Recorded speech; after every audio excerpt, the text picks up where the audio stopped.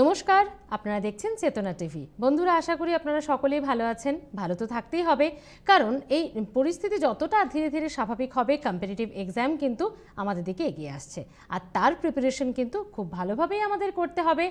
Rice education আপনাদের সঙ্গে always রয়েছে, তাই আপনাদের প্রিপারেশনে কোনো খামতি হবে না। শুধু আপনাদের প্রচেষ্টা, আপনাদের একাগ্রতা, আপনাদের ধৈর্য থাকতে হবে আমাদের সঙ্গে, তাহলেই সফলতা থাকবে আপনার সঙ্গে। আজ আমি রয়েছি এই মুহূর্তে রাইস অনলাইন ক্লাসের বাংলা ক্লাসে। অন্যান্য সমস্ত সাবজেক্টের মতো আমাদের ভুলে গেলে চলবে না। কম্পিটিটিভ এক্সামের বিভিন্ন ক্ষেত্রে কিন্তু বেঙ্গল ইজ এ ইম্পর্ট্যান্ট একটা সাবজেক্ট, এবং যেখানে কোয়েশ্চেন প্যাটার্ন, কোয়েশ্চেন টাইপ খুব কনসেপচুয়াল হয়ে থাকে।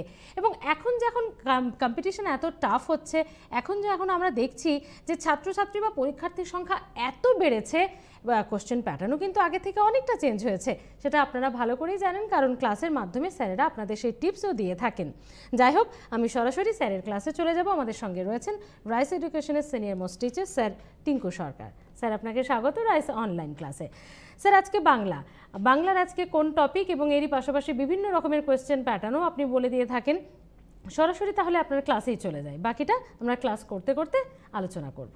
একদম নমস্কার, বাংলা ক্লাসে প্রত্যেককে স্বাগত জানাচ্ছি। আজকের ক্লাসটিকে আমি দুটো পর্যায়ে ভাগ করেছি, কারণ এর আগের ক্লাসগুলো যখন নিয়েছিলাম WBCS এর ওপর, সেখানে বঙ্গানুবাদ, সারাংশ, প্রতিবেদনের ওপর আলোচনা করেছিলাম। একটা টপিক বাদ চলে গিয়েছিল, সেটা আজকে একটু আলোচনা করব। তারপরের ধাপটা রেখেছি সম্পূর্ণ ব্যাকরণের ওপর। যারা WBCS এর পরীক্ষার্থী, তাদের কাছে বোধ পরীক্ষণ একটু দুর্বোধ্য বিষয় হয়ে দাঁড়াচ্ছে, অনেকটা কঠিন লাগছে করতে গিয়ে। তবে কোনো বিষয়ে সেই কঠিনতা বলে কিছু নেই। যদি একটু নিয়মিত অনুশীলন করা হয়, তাহলে বিষয়টা খুব সহজ সরল হয়। আসলে অভ্যাস আর অনুশীলন সাফল্য পাবার মূল চাবিকাঠি বলে আমি মনে করি। বিশেষত বাংলা ক্লাসে একটা সাহিত্যের ব্যাপার থাকে, একটা ভাবের ব্যাপার থাকে, একটা কল্পনা শক্তির ব্যাপার থাকে। তোমার প্রশ্নপত্রে WBCS মেন পরীক্ষায় যারা প্রিলি কোয়ালিফাই করবে, সেখানে একটা প্যাসেজ দেওয়া থাকবে। সেই প্যাসেজের মধ্য থেকে 3-4টে কোয়েশ্চেন থাকবে। তার উত্তর ব্যাখ্যামূলক হওয়া উচিত এবং হবেও। প্রত্যেকটা প্রশ্ন 10, কোনো প্রশ্ন 15, আবার কোনো প্রশ্ন 5ও থাকতে পারে।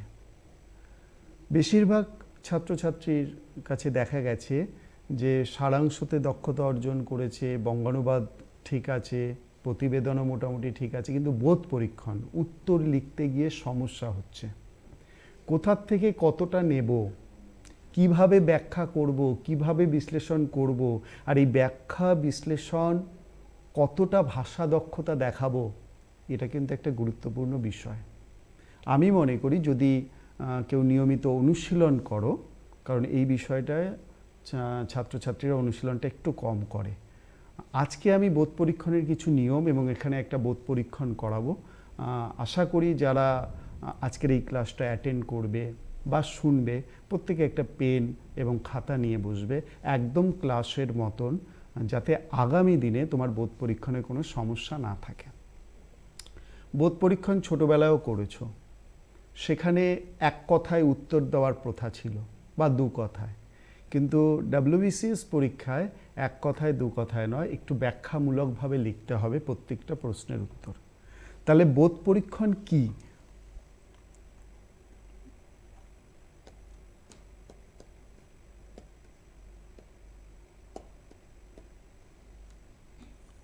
এক কথায় বোধ পরীক্ষণ হলো বুদ্ধির পরীক্ষা, বুদ্ধিবৃত্তির পরীক্ষা। অর্থাৎ প্যাসেজটা পড়ার পরে তোমার মধ্যে একটা ধারণার জন্ম নেবে, আর সেই ধারণাটা অর্থাৎ তোমার বোধ গম্যতার মূল্যায়ন করা হবে। কিসের মধ্য দিয়ে? ভাষা শক্তির মধ্য দিয়ে। তাহলে কাকে বলে যদি বলি, প্রদত্ত রচনাংশ, অর্থাৎ যেটা প্যাসেজে দেওয়া আছে, পাঠ করে যে জ্ঞান ও উপলব্ধি শক্তির উন্মেষ হয়, বোধ পরীক্ষণ হলো তারই পরীক্ষা, পাশাপাশি মূল্যায়ন শক্তিরও পরীক্ষা। অর্থাৎ প্রদত্ত রচনাংশ তুমি পড়বে মন দিয়ে বুঝে, পড়ার পরে বোঝার পরে তোমার মধ্যে একটা বোধ শক্তি জাগরিত হবে। যেটা জাগরিত হবে অর্থাৎ যেটা তুমি আত্মীকরণ করলে সেটাকে ভাষা দক্ষতার মধ্য দিয়ে তোমাকে লিখতে হবে। এই বোধ পরীক্ষণের কিছু নিয়ম আছে, সেই নিয়মগুলো আমি পরপর একটু বলছি, ধীরে ধীরে বলছি, প্রয়োজনে লিখে নিতে পারো, ভবিষ্যতে কাজে দেবে। প্রথম যে পয়েন্টটি আমি বলবো সেটা হলো প্রদত্ত যে রচনাংশটা থাকবে সেটা পাঠ করতে হবে এবং তার সাধারণ একটি অর্থ উপলব্ধি করতে হবে। অর্থাৎ প্যাসেজটা পড়লাম, পড়ার পরে আমি কতটা বুঝতে পারছি। কোনো কোনো জায়গায় বুঝতে নাই পারি, তখন কি করতে হবে, পুনরায় আরেকবার পড়া। কারণ 40 নম্বর থাকবে WBCS পরীক্ষায় এই বোধ পরীক্ষণে। দ্বিতীয় পয়েন্ট যেটা বলবো, প্যাসেজটা যখন পড়তে পড়তে যাবে তখন তোমার মাথায় রাখতে হবে প্রত্যেকটা শব্দের ভেতর কোনো অর্থ সংগুপ্ত আছে কি না, অর্থাৎ শব্দগুলির আড়ালে বিশেষ ভাব বা কোনো অর্থ আছে কি না সেটা তোমাকে কিন্তু বুঝে নিতে হবে। এবার এই বোধ পরীক্ষণ যখন তুমি লিখবে ভাষা শক্তির মধ্য দিয়ে, তখন তুমি মাথায় রাখবে কোনো অতিরিক্ত সংযোজন কিন্তু করা যাবে না। অর্থাৎ এই প্যাসেজটা পড়লাম, পড়ার পরে আমি অনেক কিছু জানি প্যাসেজটা সম্পর্কে, আমি অনেক কিছু লিখতে পারবো, এটা কিন্তু সে জায়গা নয়। অর্থাৎ সৃজনশীলতা প্রকাশের জায়গা কিন্তু এখানে নেই, মৌলিকত্ব প্রকাশের জায়গা কিন্তু বোধ পরীক্ষণে থাকে না। উত্তরগুলো কীরকম হবে, সংক্ষিপ্ত এবং যথাযথ। সাহিত্যকে কখনোই কোনো গণ্ডি বা সীমাবদ্ধতার মধ্যে আটকানো যায় না, মনের ভাবের প্রকাশ। কিন্তু আমাদের এখানে নির্দিষ্ট একটা সময় আছে, পরীক্ষার একটা সময় থাকবে, 5টা টপিক WBCS মেনে কমপ্লিট করতে হবে। তাই বোধ পরীক্ষণের জন্য তো একটা নির্দিষ্ট সময় থাকবে। কত লিখব, 10 নম্বর প্রশ্নের জন্য? বিভিন্ন বই, বিভিন্ন শিক্ষক বিভিন্ন ধরনের ভাবে ব্যাখ্যা করেন, কিন্তু মাথায় রাখবে কতটা লিখব, কিভাবে লিখব, মাপ কত, আয়তন কত, এটার চাইতে সবচেয়ে বড় ব্যাপার গুণমান। অর্থাৎ তোমার লেখাটা গুণমানে কতটা সমৃদ্ধ হলো। কিন্তু তবুও আমি মনে করি একটা বোধ পরীক্ষণের উত্তর 10 নম্বরের প্রশ্ন, সর্বনিম্ন 5টি বাক্য, তার উপরে বড় জোর 8টি বাক্য, এর বেশি যাওয়াটা ঠিক নয়। কারণ উত্তরগুলো কিন্তু সংক্ষিপ্ত এবং যথাযথ হতে হবে বলে আমরা মনে করি। এবার প্যাসেজটা যখন আমরা পড়ব, যে প্যাসেজটা থাকবে সেখানে বোঝানোর জন্য বা কিছু বলার জন্য কিছু অলংকারবহুল বাক্য থাকবে বা কোনো একটা অলংকার দিয়ে বিষয়টাকে বুঝিয়ে দিতে হবে। সেই অলংকারবহুল বাক্য বর্জন করতে হবে। তাহলে এবার প্রশ্ন করতে পারে যে অলংকারবহুল বাক্য কি, অলংকার কি? অলংকার গয়না বা প্রসাধন যারা পড়ে সৌন্দর্যকে বাড়াবার জন্য। ঠিক একইভাবে বাক্য বা শব্দের সৌন্দর্যকে বাড়ানো যায় অলংকারবহুল বাক্যের মধ্য দিয়ে। তারপরের পয়েন্ট হলো কোনো অস্পষ্ট কথা লেখা যাবে না। তুমি প্যাসেজটা পড়ে বোঝোনি, যা খুশি একটা লিখে দিয়ে আসলে সেখানে কিন্তু তুমি নাম্বার পাবার যোগ্য নও। তারপরের পয়েন্ট, প্রশ্ন থাকবে যখন, সেই প্রশ্নগুলো খুব ভালো করে পড়ে তার মধ্য থেকে উত্তরের কাঠামো তৈরি করে নিতে হবে। পাশাপাশি প্রশ্ন যে আঙ্গিকে রচিত, একটা আঙ্গিকে রচিত প্রশ্ন, সেই আঙ্গিকে উত্তর দিতে হবে। যদি বলা হয় তোমার নাম কি, উত্তরটা হবে আমার নাম হলো। তাহলে প্রশ্নের আঙ্গিকে উত্তর দেওয়াটা বাধ্যতামূলক। পড়তে গিয়ে কখনোই তুমি এটা করবে না, প্যাসেজটি পড়তে গিয়ে যে লেখকের যে শব্দশৈলী আছে সেই শব্দশৈলী টোটালি বাতিল করে দেবো। এখানে যেটা করণীয়, লেখকের শব্দশৈলীকে নিজস্ব শব্দশৈলীতে নিয়ে আসা এবং পড়তে পড়তে কোনো ভাব প্রকাশের জায়গা থাকবে না, কিন্তু পাশাপাশি লেখকের কোনো ভাব যেন উপেক্ষিত না থাকে সেটা কিন্তু তোমাকে মাথায় রাখতে হবে। আমরা বারবার বলি যে বোধ পরীক্ষণ বোধ শক্তি বা উপলব্ধি শক্তির পরীক্ষা, কিন্তু এটি জ্ঞান ও ভাষা শক্তির পরীক্ষা। যখন উত্তরগুলো লিখব তখন যেন বানান ভুল না হয়। দেখা যায় বেশিরভাগ ছাত্রছাত্রীর কোনো না কোনো বানান ভুল থাকছে, এবং বানান ভুলের ক্ষেত্রেও আমরা দেখতে পাই যে আগে কি বানান ছিল আর এখন কি বানান আছে, এই দুটোর মধ্যে কিন্তু আমরা দেখতে পাই। খেয়াল করে দেখো, আগে বানান ছিল কাহিনী, আর এখনকার বানান দেখো কাহিনী। তাহলে এই যে দুটো বানান, কোনটা নেবে ছাত্রছাত্রীরা? কারণ আমরা জানি 2004 সালে একাডেমি যে বানান সেটা কার্যকর হয়েছে। আমার কথা হলো, তুমি যে বানানটা জানো তাতে যদি রস্যি দীর্ঘিকারটা জানো সেটাই দেবে, আর যদি মনে হয় না আমি দুটোই রস্যিকার দেবো। কিন্তু একই লেখার মধ্যে, একই উত্তরপত্রের মধ্যে কখনোই যেন দুটো বানান না থাকে। দুটো বানান থাকার অর্থ তুমি সিদ্ধান্তহীনতায় ভুগছো। পরীক্ষক এটা দেখবে যে তুমি সিদ্ধান্ত নিতে পারো কি না। কেউ যদি সিদ্ধান্তহীনতায় ভোগে তাহলে তাকে কেন চাকরিটা দেবে? তার মূল্যায়নটা করবে কি করে? এটা তোমাকে মানে মনে রাখতে হবে অবশ্যই। বানান ভুল নৈব নৈব চ। একজন ভবিষ্যতের ভারপ্রাপ্ত আধিকারিক হতে চলেছ, তোমার বানান ভুল সাজে না। বানান ভুল দূর হবে কি করে? বানান ভুল দূর করার কোনো ওষুধ আছে কি? হ্যাঁ, একটাই ওষুধ, পড়া, সাহিত্য পড়া, লিটারেচার পড়া। যত বেশি সাহিত্য পড়বে তত দেখবে তোমার বানান ভুল দূরে চলে যাচ্ছে। এবার এই সাহিত্য পড়াটাকে অভ্যাসে পরিণত করতে পারলে নিজেকেও সমৃদ্ধশালী করে তোলা যায়। আরেকটা যেটা বিষয় সেটা হলো সাধু চলিতের মিশ্রণ। এটা কিন্তু করা যাবে না। শিক্ষকের হাতে ক্ষমতা থাকে, কেউ যদি সাধু চলিতের মিশ্রণ করে, যাকে আমরা বলি গুরুচণ্ডালী দোষ, তাহলে শিক্ষক কিন্তু তার সম্পূর্ণ উত্তরটি কেটে দিতে পারে। তাই এখানে কিন্তু ভীষণ সাবধান। এবার আবার অনেকের মধ্যে প্রশ্ন জাগে, কোনটা সাধু কোনটা চলিত? আমরা সাধারণত চলিত বাংলায় কথা বলি, কিন্তু প্যাসেজে যা থাকবে সেটা তোমার সারাংশ হতে পারে, সেটা তোমার বোধ পরীক্ষণ হতে পারে, সেটা সাধু ভাষায় থাকবে। সেই সাধু ভাষাটাকে চলিত ভাষায় নিয়ে আসতে হবে। এবার সাধু ভাষাটাকে চলিত ভাষায় নিয়ে আসতে গেলে সবাই মনে করে সাধু ভাষার মধ্যে যা আছে চলিত বাংলায় পুরোপুরি তাই চেঞ্জ হবে, কিন্তু না। মূলত সর্বনাম পদ আর ক্রিয়াপদের পরিবর্তন ঘটালেই সাধু থেকে চলিতে আসা যায়, এবং তুমি তখন গুরুচণ্ডালীর দোষে দুষ্ট হবে না। এই বিষয়টা কিন্তু তোমাকে মাথায় রাখতে হবে।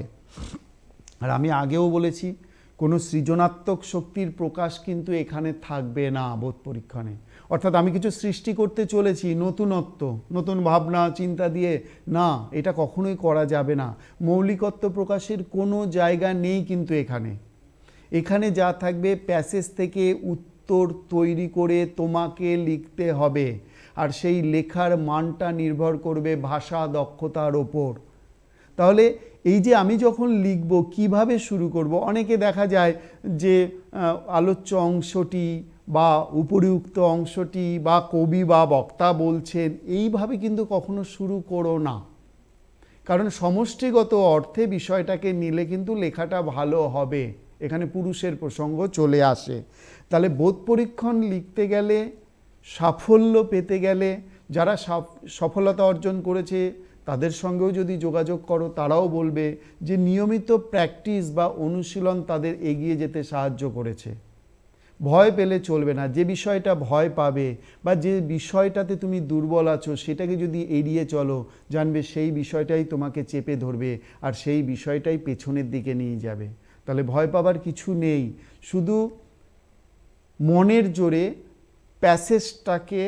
মনের জোরে এগিয়ে আসো, প্যাসেজটাকে মন দিয়ে পড়ো, বোঝো, উপলব্ধি করো, তারপরে ভাষা দক্ষতার মধ্য দিয়ে প্রকাশ করো, এবং সংক্ষেপিত যথাযথ মার্জিত উত্তর কিন্তু শিক্ষক কামনা করেন তোমাদের কাছ থেকে। সেখানে কিন্তু কোনো প্রকার বাহুল্য বর্জিত কোনো ব্যাপার নেই। এটা কিন্তু করা যাবে না। অপ্রাসঙ্গিক কথা লেখা যাবে না, প্রয়োজনের অতিরিক্ত কোনো কিছু লেখা যাবে না। অর্থাৎ নিজেকে সংযত করা। আমি বিদ্যাসাগর সম্পর্কে কোনো প্যাসেজ দিয়েছে, বিদ্যাসাগর সম্পর্কে অনেক কিছু জানি। যে প্যাসেজটা দেওয়া হয়েছে বিদ্যাসাগর সম্পর্কে, সেখানে বিদ্যাসাগরের জীবনের কোনো একটা কোণকে তুলে ধরা হয়েছে। আমার আলোচ্য বিষয় সেই কোণটুকু। আমি বিদ্যাসাগর সম্পর্কে অনেক কিছু জানি, লিখে যাব, পৃষ্ঠাও প্রচুর আছে, পেনেও প্রচুর কালি আছে, এই বিষয়টাকে যদি সংবরণ করতে না পারো তাহলে তোমার লেখা কিন্তু গুণমানে শ্রেষ্ঠ হবে না বলে আমি মনে করি।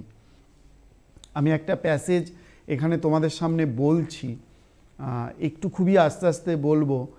বঙ্কিমচন্দ্রের রচনা, কমলাকান্তের দপ্তর থেকে নেওয়া, তার উপরে একটা বোধ পরীক্ষণ আমি এখানে আলোচনা করছি।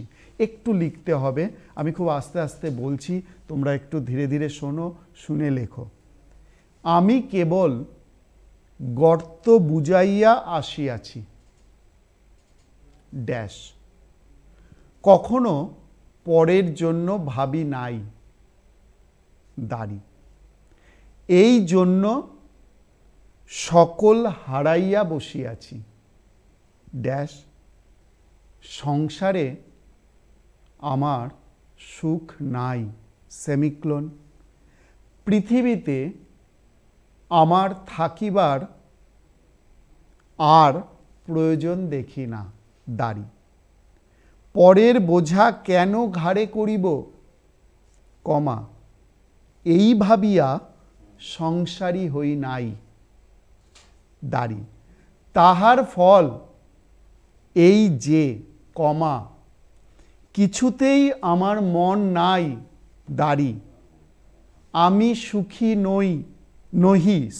আমি সুখী নহি, দাড়ি, কেন হইব, কোয়েশ্চেন মার্ক, আমি পরের জন্য দায়ী হই নাই, কমা, সুখে আমার অধিকার কি, সুখে আমার অধিকার নাই, কমা, কিন্তু তাই বলিয়া মনে করিও না যে, কমা, তোমরা বিবাহ করিয়াছ বলিয়া সুখী হইয়াছ, দাড়ি, যদি পারিবারিক স্নেহের গুণে তোমাদের আত্মপ্রিয়তা লুপ্ত না হইয়া থাকে, কমা, যদি বিবাহ বন্ধনে তোমাদের চিত্ত মার্জিত না হইয়া থাকে, কমা, যদি আত্মপরিবারকে ভালোবাসিয়া তাবৎ মনুষ্য জাতিকে ভালোবাসিতে না শিখিয়া থাকো, তবে মিথ্যা বিবাহ করিয়াছ, সেমিক্লোন, কেবল ভূতের বোঝা বহিতেছ, দাড়ি, যে বিবাহে প্রীতি শিক্ষা না হয়, কমা, সে বিবাহে প্রয়োজন নাই, দাড়ি। কমলাকান্তের দপ্তর থেকে একটা প্যাসেজ তোমাদের সামনে তুলে ধরলাম, একটু আস্তে আস্তে শুনে নেবে। এরপরে উত্তরগুলো আমি আলোচনা করব, কিভাবে উত্তর লিখতে হবে, কতটা উত্তর লিখতে হবে, নেক্সট পার্টে আমি আলোচনা করছি। আমরা থাকবো স্যার এই ক্লাসে, কিন্তু একটা ছোট্ট বিরতি নেওয়ার সময় হয়ে গেছে। একটা ছোট্ট বিরতির পর ফিরে আসছি বাংলা ক্লাসে, সঙ্গে থাকুন।